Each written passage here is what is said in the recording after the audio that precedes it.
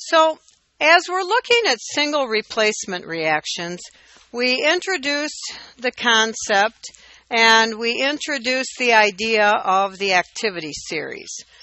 But as a beginner, it's still hard to kind of sort things out to how do you predict what the products are. Well, anytime you have a metal or hydrogen, because those are the things that form cations, then they replace the cation in the compound.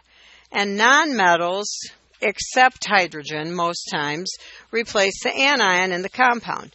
And we use one of the two activity series. On the previous pages, we had an activity series for metal and we had an activity series for the halogens.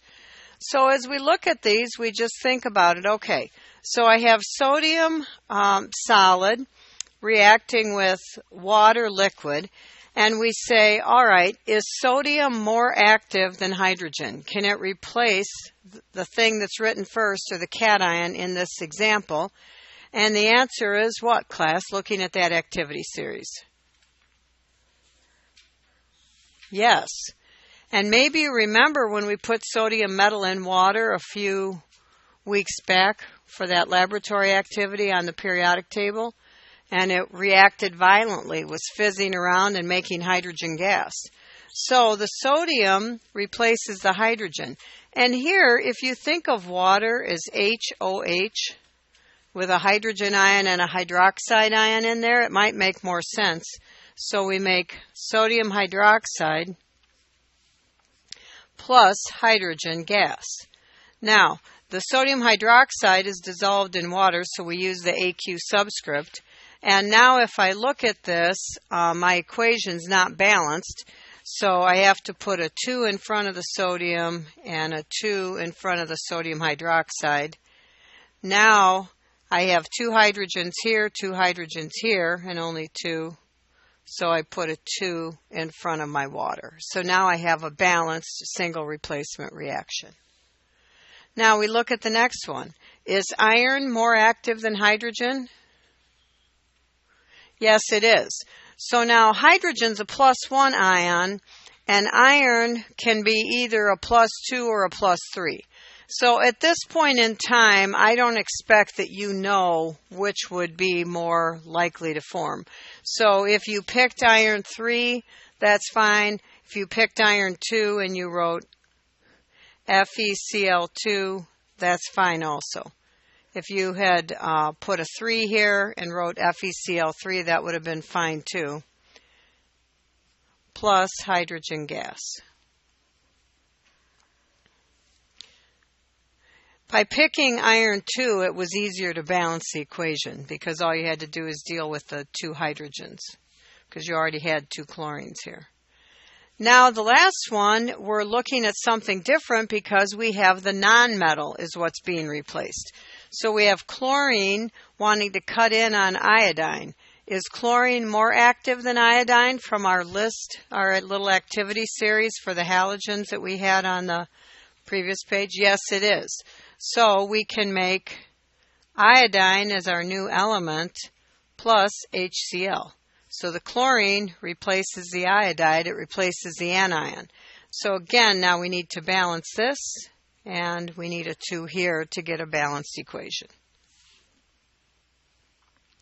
So I think that the single replacement is pretty straightforward when you're looking at these as a beginner. Do most of you feel comfortable now looking at the activity series and saying, okay, this one is more active?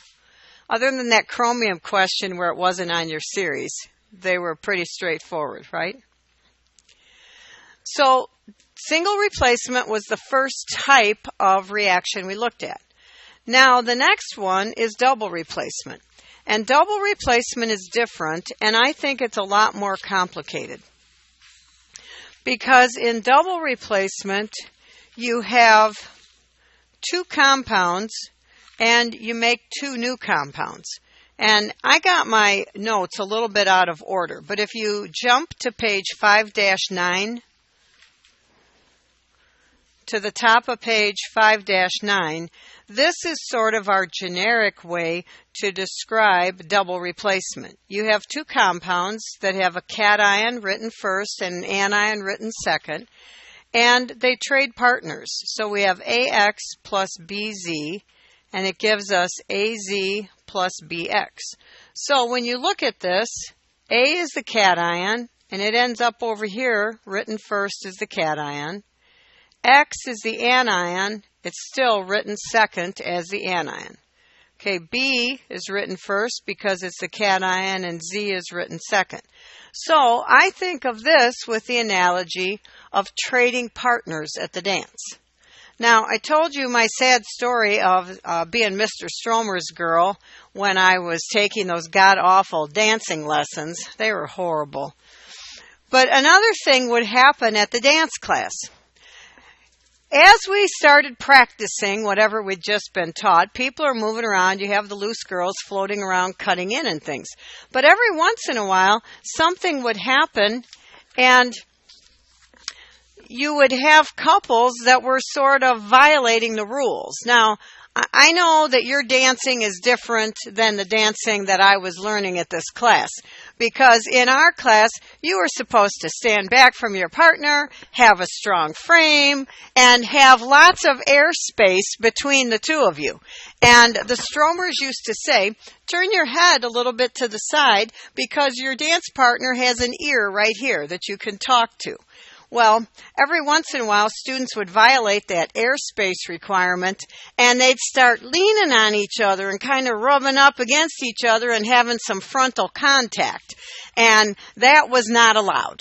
Okay, that was not allowed in dancing class. No frontal contact, no groping, and hands had to stay here. None of this wrapping hands around the shoulders or, grabbing the butt cheeks there. None of that was allowed in the Stromers dance school. So every once in a while, things would happen. People's hands got tired. They'd start drifting down, grabbing at the butt and stuff. So all of a sudden, we'd be dancing, and Mrs. Stromer had this annoying little bell. She'd grab the stupid bell and go ding, ding, ding, ding, ding. And that meant you had to stop what you were doing. You had to stop what you were doing, look around the room, and find the couple closest to you and trade partners. So, if I'm dancing with Ben, and of course we're following the rules, but Reagan is dancing with Jason, and gravity is moving those hands down, and they're closing that gap, right, getting a little too friendly for dance class, the bell would ring, and we'd have to stop, and now we would trade partners. Reagan would get Ben, who knows how to behave, and I'd go over to Jason and see, is he going to learn how to behave, or am I going to let my behavior go south, right? We don't know. So, trading partners at the dance, that is double replacement. So, double replacement has a different reason for it to act, for something to happen, for real chemistry to take place.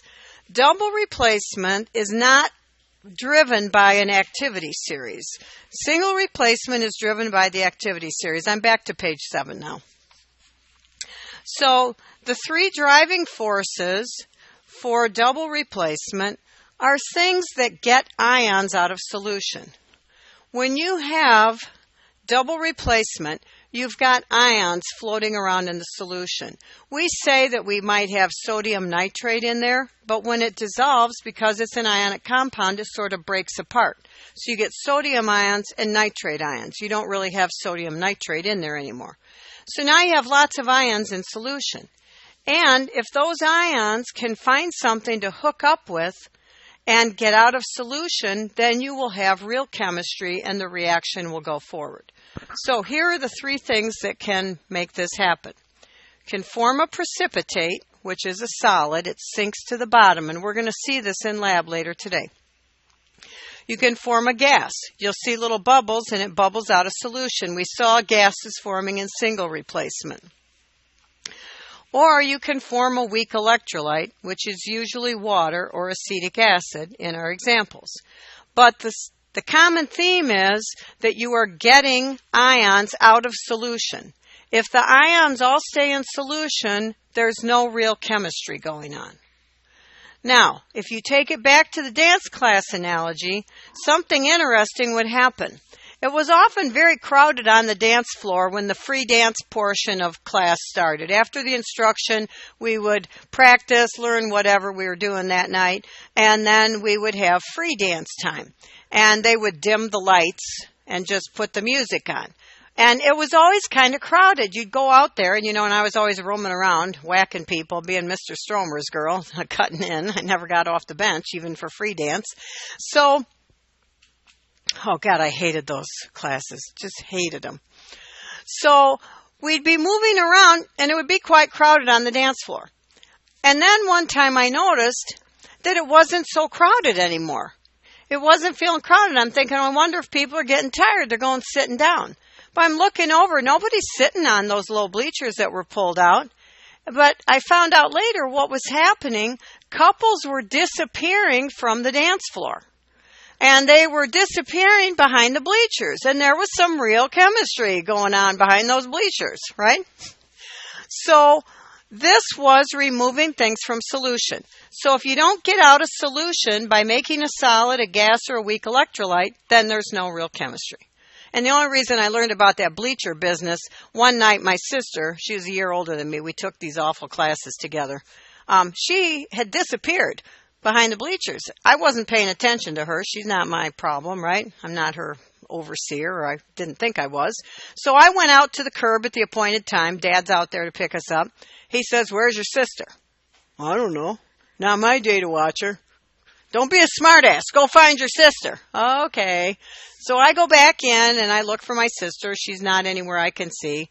I know people kept disappearing in a certain area. I go back there. She's in a lip lock with this guy. And I'm like, "Hey, what are you doing back there? Dad wants you out at the curb." "Go away. Don't bother me. Get out to the curb. Dad's waiting," right? So I found out what was going on in those bleachers. That guy sells used cars now. Anyway. It has nothing to do with anything, but that's what he does, right? No, you couldn't trust him in grade school, right? Can't trust him now. Okay. So, how do we know when these things happen? We have a set of rules that will help us.